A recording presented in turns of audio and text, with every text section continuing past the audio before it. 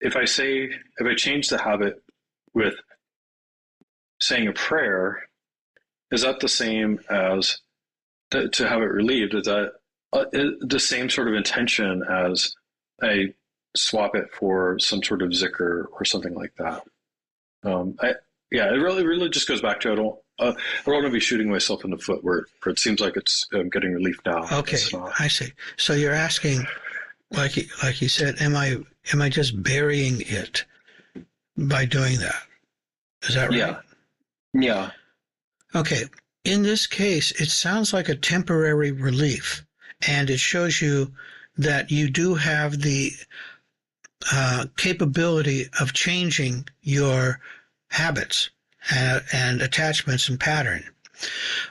However, I think what's more efficient is to have a clear strategy of where you would like to go, and understand that the process goes, like I said, witnessing the nafs in action, going, I don't like that, I need to make a change, and then having a strategy. This is what I would rather do. And then I find helpful question is, how do I know I've changed it? What does success look like? What does a healthy pattern look like as opposed to this one?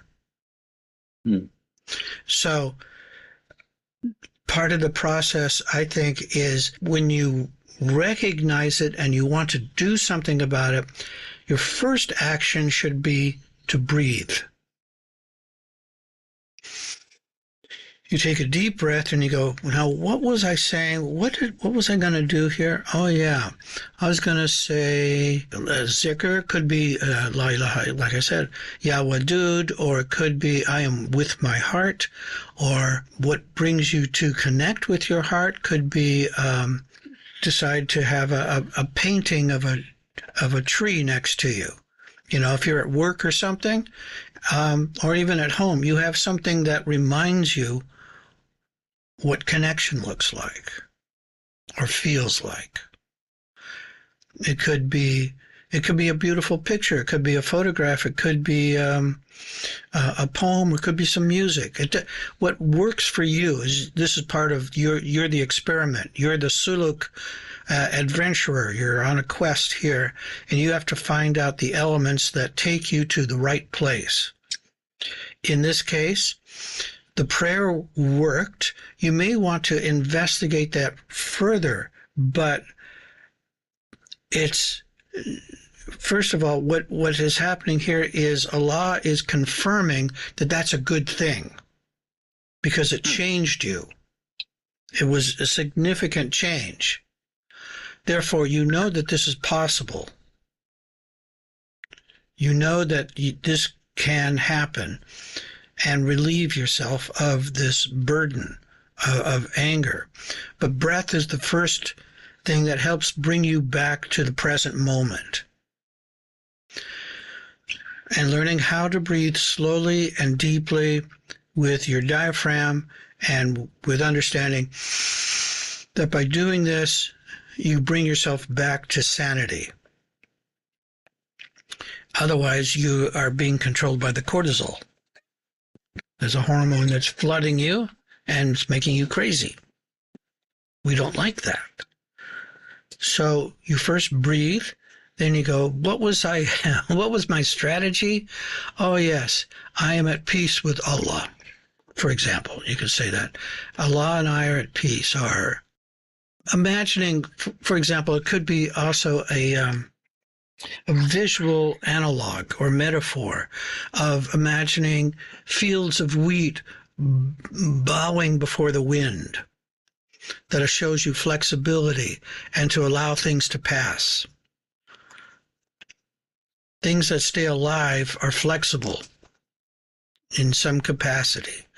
They either have a lot of flexibility or they have very deep roots. This is what nature teaches us. If you want to stay alive, this is what keeps us going.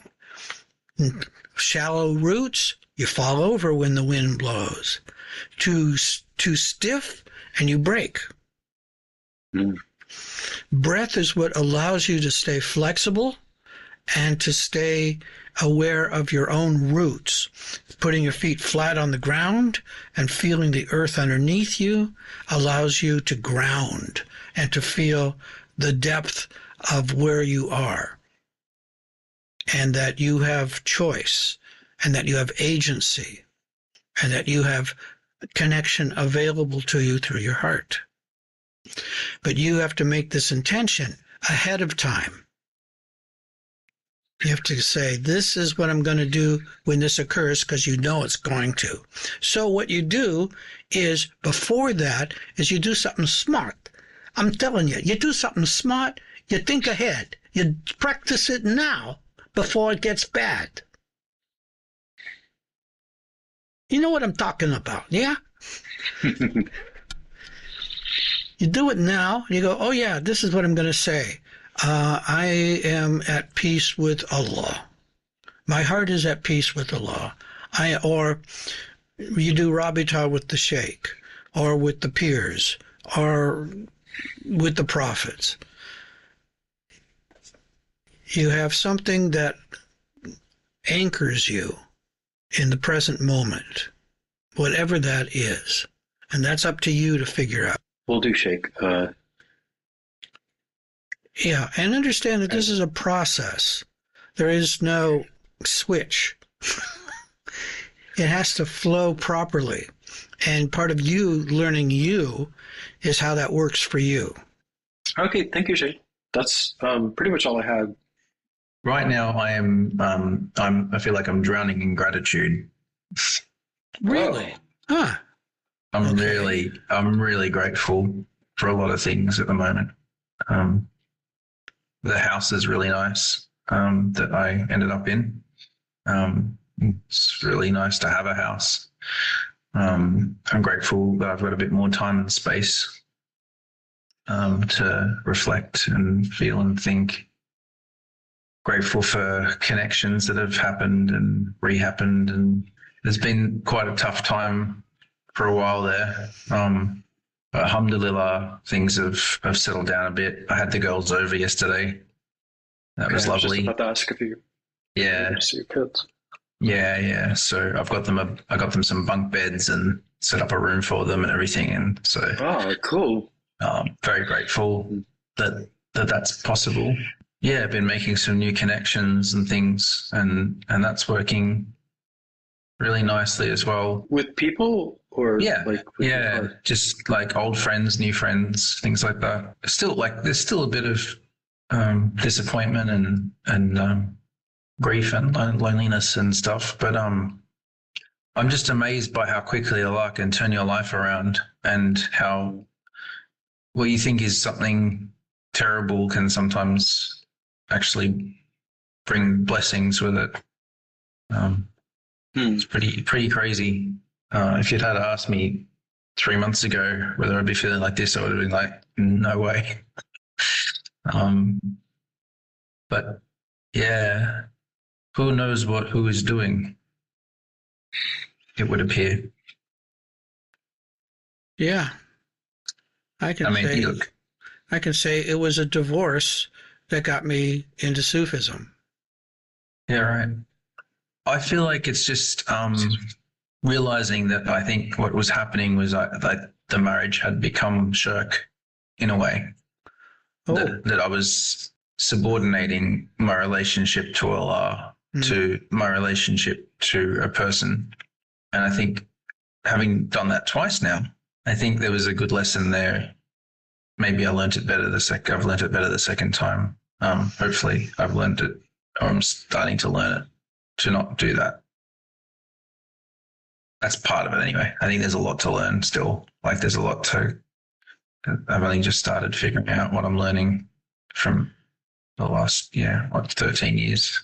But it's also, I'm so astounded by the way Allah could just lift your burdens when Allah wants to, or I don't know how much of it is to do with personal effort or making good choices or any of that. I'm not sure. I know I've been making some good choices and some stupid ones. So I don't know. I don't feel like I deserve it in any way. It feels just like something's lifted. So I'm appreciating it for now. I'm sure there will be complexities again, and that they will return, and tensions and all those sort of things, and that people are still people, and so all that will still be a thing. It's nice to return to the roots again. That's what it feels like. It feels like my feet are back on solid ground, and I didn't even know that they weren't. I just knew that there were all these problems, and I was getting upset all the time, and maybe I was just missing the obvious. I wasn't connected to my roots. I don't know. I just, again, like I'm just sort of hanging in the grateful at the moment, because I don't know if it's going to change again, if this is a temporary reprieve or if it's a more stable place. It feels stable, but I'm not sure. I guess that also depends on whether I live by what I'm learning or make the same mistakes again. I'm trying not to. Inshallah. Mm-hmm. Lee, may I ask, can you give me like maybe a genericized example of what being in a relationship, how that is leading to shirk? Well, it's pretty simple. If your wife wants something that is not what Allah wants, and you choose what your wife wants instead, then you're committing shirk. And I think that the difficulty for me was I wasn't always clear on knowing what Allah wanted. I wasn't keeping that clarity first, like we were trying to find that out. And I was defaulting to what her agenda was, and possibly not defending. I guess I saw it as not defending myself, but there was a point where I stopped defending my heart, which is not defending Allah's agenda. And I think this is part of it anyway. I think that's some of what was going on, was that my heart was not happy because I was giving too much of Allah's ground over. And it doesn't mean like it's not like I wasn't praying enough or anything necessarily. It was more just I wasn't letting my heart make the decisions. I was letting her make the decisions. Because it brought peace. It brought peace to a point, but then it also generated resentment from my heart, and then that was a problem. Opposite, because it took away a lot of agency of freedom and just that relationship of being buddies with Allah. The problem is if you keep not listening, then that voice quietens down, and you don't feel like you've got your friend anymore, and then that's very lonely.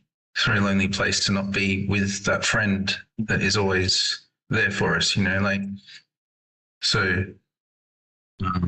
that's how I'm seeing it at the moment anyway. Just, I'll probably be a few more months of processing, and I might have a bit of a better picture of it. But that's the simple version, I think.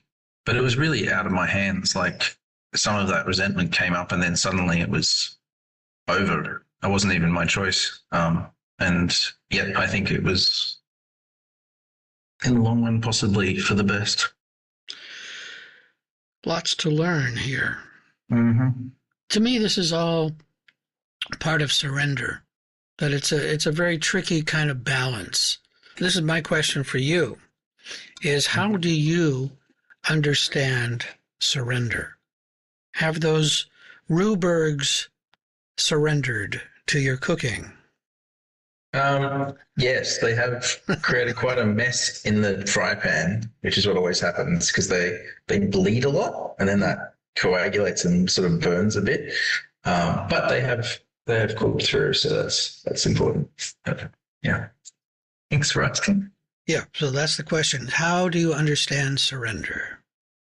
For me at the moment, it's realizing that person who really loves you has your best in mind and in heart, and that there's not really any reason not to listen except that you think you know better, which is usually not true. And it's just a habit. It's a habit, but it becomes really difficult because there are things that seem so certain and right, and like black and white, right and wrong. But the heart's logic is so different. and so much more nuanced and complex, and it tells you things. You go, that's just stupid. That can't possibly be true. It can't possibly work. That's the opposite of what is known to be true. And then you do it, and you go, bloody hell, it worked. You were right. Because you're always right. But I still flabbergasted by it, because it's just, the old saying, God's ways are not our ways. Like, it's just that thing of the heart really does know its stuff, but it really often comes across as so ridiculous that you go, what? Like, it can't be, what? And then it's true, and you go, oh. So to me, that's surrender, is like learning to trust it more and more, because it comes from love. And that's the thing, like, you can do everything right, but if it's not with love, it's wrong. And you can do the wrong thing, but if love is behind, if it's love, and I know that this can get you in trouble too, but there is a certain, like, this is not 100% true, but most of the time, if it's done with love, you won't be wrong. You won't be allowed to be wrong, to do the wrong thing, because love guides you through the heart. It's just that tricky thing of sometimes we get confused about what love is. Yes. So you can say that, like, you can say love always knows, but it depends on your connection at the time, like if your connection is strong, that's true. But if your connection is not strong, you can go, oh, I'm in love. And it can be very wrong. It's tricky. I get the image from what you're saying. It's kind of like finding that there's a kind of river or flow that the heart energy is guiding you with. And if you go with it, things are going to flow okay. Yeah. It's just surprising where it flows sometimes. And it's kind of like, how do I stay in that flow? Because I didn't expect us to make this turn like this. Yeah. And sometimes the turns are very dramatic, and they're very unexpected, and they go against the logic of this thing. This thing builds up those patterns of experience that it sees over its existence, and it goes, okay, well, I've seen this go like this, I've seen this go like this, so my prediction is this. And the heart goes, oh, not this time. And you go, what?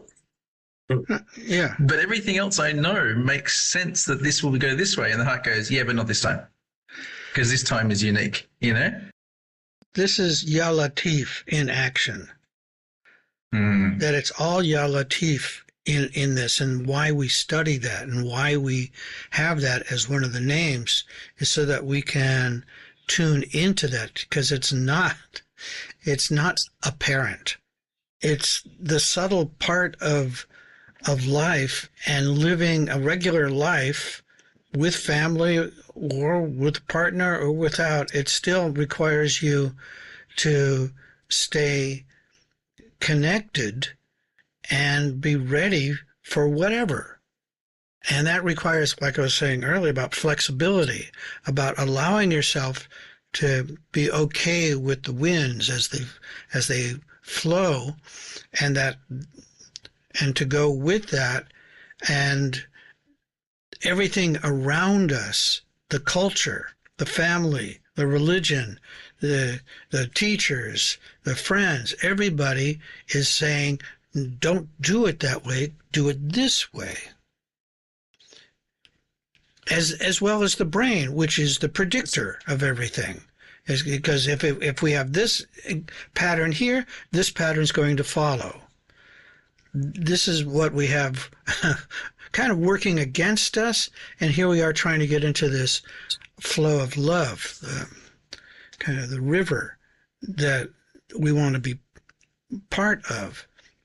Do you guys feel the same way? Or Yes. how do you feel? Yeah, that's what you're just said, Shake. It's starting to become a little bit more apparent to this one. yeah, sort of like your environment and everything that's sort of surrounding you is pointing arrows to go a certain way, but your heart and your connection to Allah is making you question about one's attention and focus. So how would you describe surrender to somebody who has asked you about it and they're trying to understand this? How would you explain it to them? Oh, geez. You know, when you asked that question before, not for the first time, but recently been reflecting on surrender and felt like in the past it's been like, well, surrender's just about letting go and trusting Allah, and it's about getting out of the way, and it's all those things, but it just feels like there's so many layers to it. Resetting the brain and pausing the brain and listening to your heart and being able to trust that something bigger than you has got your back or is in control, and having the trust to trust that whether it's Allah or whether it's divine energy, whatever it is, to be able to to trust that force and to accept that. Brain pausing. I like that idea. Brain pause. Yeah, which sort of connects to something else that I wanted to ask, but I can ask you later on. No, it's okay. Go ahead. Well, the other thing that sort of had been coming up is that about, we've talked about recently about taking control, or in the past about taking control of your brain. So, for example, when one is there's zikr to do, and it's like the different parts of ourselves are screaming for attention. No, I want to eat. No, I want to do this. No, I want to do that. But it's about taking control of your brain and saying, no, we're going to do zikr, as for an example, or we're going to do salah, which, is obviously, the ideal and the important. And so it's the mind that is taking control of all whether the nafs or the different parts of ourselves that are wanting to do something other than that. So, and this might be a really stupid, silly question, obvious question, but what about the heart? So is the heart the next step after that, Sheikh? And maybe I haven't asked this question, but where does the heart come into it? So you got the brain and the mind, or the mind, which encapsulates the whole mind-body system that we're wanting for the mind to take, or the brain to take control of our conditioned habits. So it's the first step, and then is the next ask to be able to connect to the heart and let the heart take over the brain. I think it's finding a balance. Mm-hmm. There's times that we need the brain to work out problems, and then sometimes we need the heart to give us purpose. Without either of those, it's really hard to keep going. The heart gives us purpose. Without the heart, without love, without the mysteries of life, there's no point. The heart is what gives us purpose to live. It gives us a reason of why we're here. It's kind of like, what Jesus said. The heart is the jewel that is the most precious of all things. There is nothing more valuable than the heart. The brain will never outweigh it in importance. It can balance with it to live a balanced life, and it's a tricky balance. There's that part, and then the whole thing with relationships, whatever they are in work or play or intimacy or anything, is a dance. It's a continuing dance of like, how do I find myself, and then how do I let go of myself to be part of something that's more than me, and then coming back again. And it's a continuous motion. I think the tango probably encapsulates it.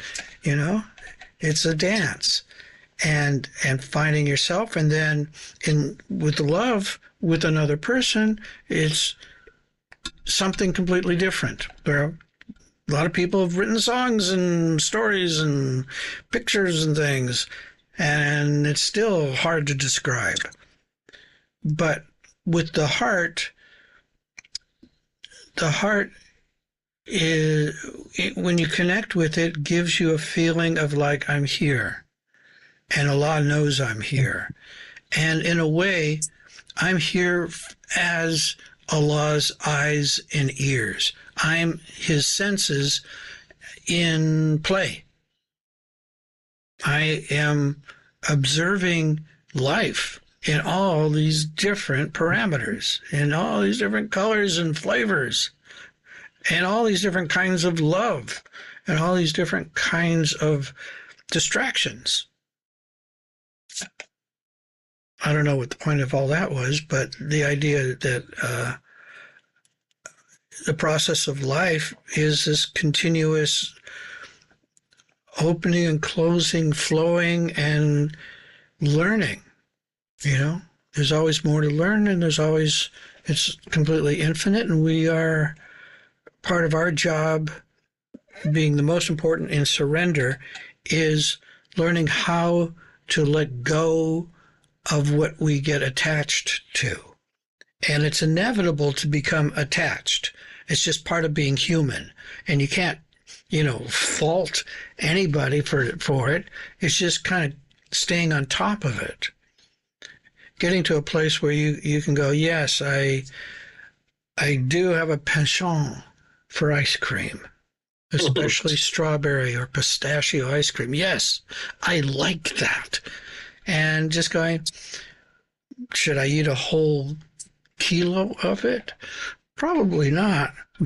But it's kind of like watching yourself as you move through all these things of becoming attached to things, and then going, yeah, I probably should not get attached to that so much, and let that go, and then something else will come in.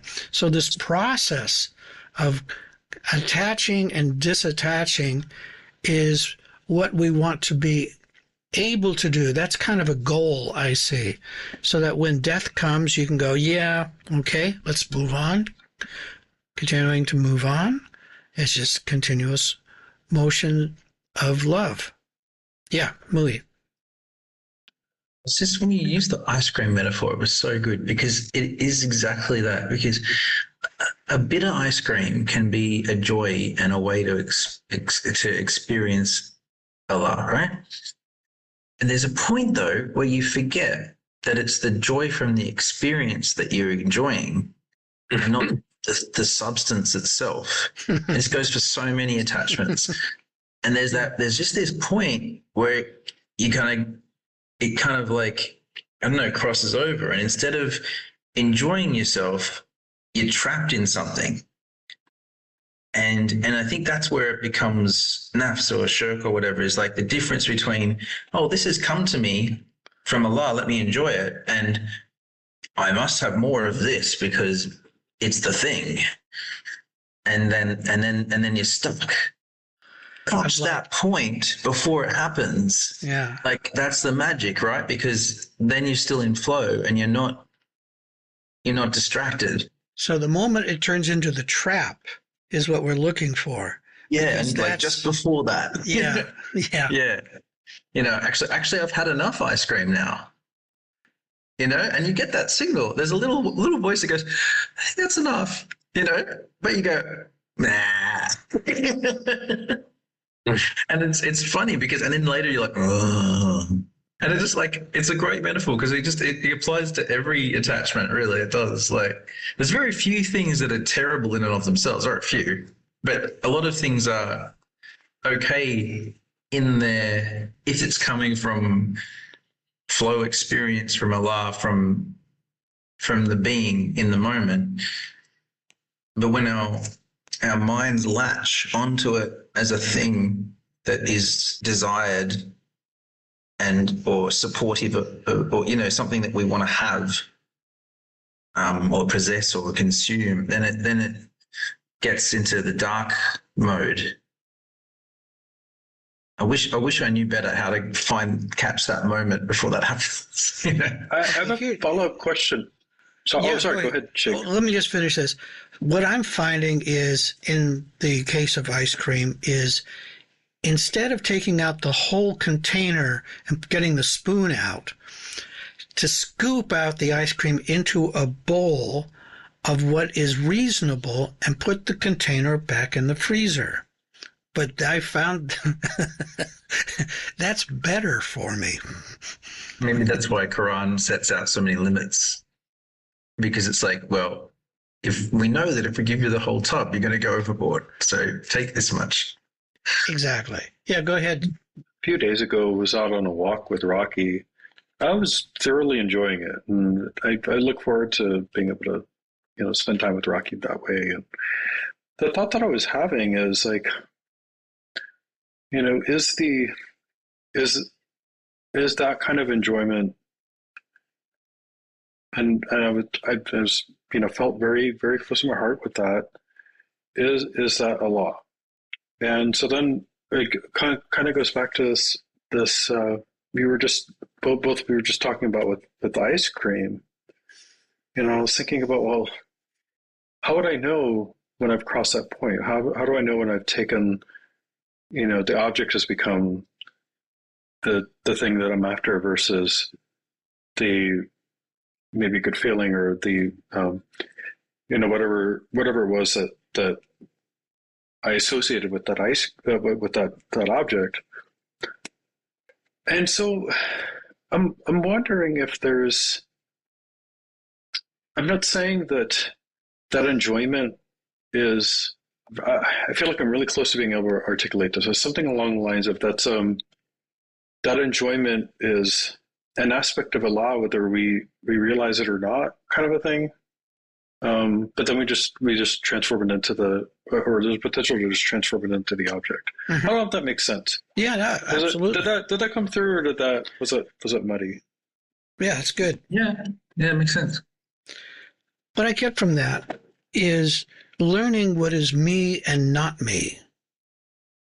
The moment that I am binging, or I'm doing this because I want this, I've turned it from being connected with Allah to meanness, and therefore nafs. The moment that I am feeling peace and I'm feeling connected, that's the real me. The false me is the one where it's like me, mine, want, hold, no change, keep, good, keep. So that's what I kind of understand it to be like, is that little flip from this is beautiful, this is a wonder, this is wonderful, to this is mine. Want more is the where it shifts, and this is part of our journey, is like, what is me and what is not me, and we get all these kinds of tests to determine, you know, experiments, you know, how much of this is not me and how much is the real me. By what the Hopis would call your true name or your true face. Just thinking about, you know, the whole thing about what is me and what is not me. And it came up was the names of Allah. Mm-hmm. And sort of listening to something during the week and talking about the names of Allah, and it turned a page for me, I think, in the way that I looked at them. And you can probably confirm this, Sheikh. It may be obvious, but yeah, so it's like sort of in working with the names or praying for one of the names, it's like you have this, having this not distant connection, but there's me, and then there's the name. So the invitation from this, what I was listening to, was that, the ask is about, about the whole will thing that we've spoken about, praying something or willing something into being, but it's about trying to encompass the name and trying to connect with the energy of the name. For this one, it was like, oh, okay, so it's about leaving my will or my perception or my perspective of the name behind and trying to merge with the name. I don't know if that's sort of, is that something that's desirable, recommended, or in the sense of, I suppose, wanting to helping one to connect with it? And I think from that, what I got was like leaving a piece of yourself behind, which changes a relationship a bit, but I'm not sure, Sheikh. To me, that's your suluk. That's you learning Allah's names your way. Nobody can do it for you. So how you understand it is your way. That's between you and Allah. Okay. Otherwise known as your secret. And I think it's how you want to go into that is,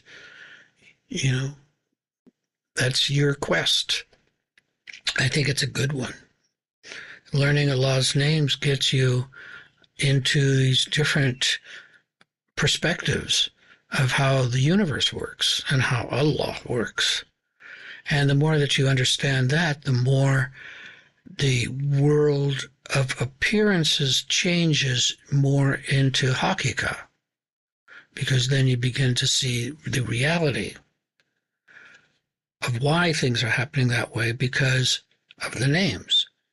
That this is being manifested. But it's really hard to see any one by itself. They're usually in a combination.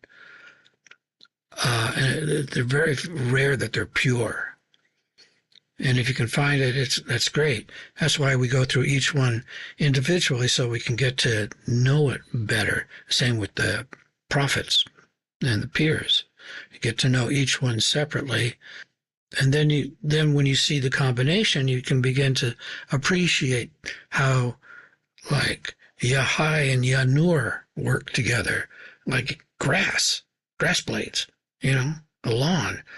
Nur and Hai, life force and light working together. That is really cool. That's a big adventure, and it's something to approach with lots of curiosity. Okay? Anything else? I will close it then. A'udhu billahi minash shaitanir rajim. Bismillahir Rahmanir Rahim. Alhamdulillah Rabbil Alameen. Ar-Rahmanir Rahim. Maliki Yawmiddin. Iyyaka na'budu wa iyyaka nasta'in. Ihdina as-siratal mustaqim. Siratal ladzina an'amta alayhim. Ghayril maghdubi alayhim waladdallin. Ameen. Ooh. Thank you, Sheikh. Thank you, everyone.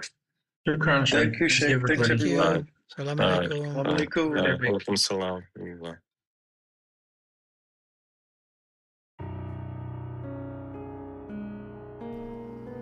Salam alaikum, Marids, seekers, curious, and interested listeners.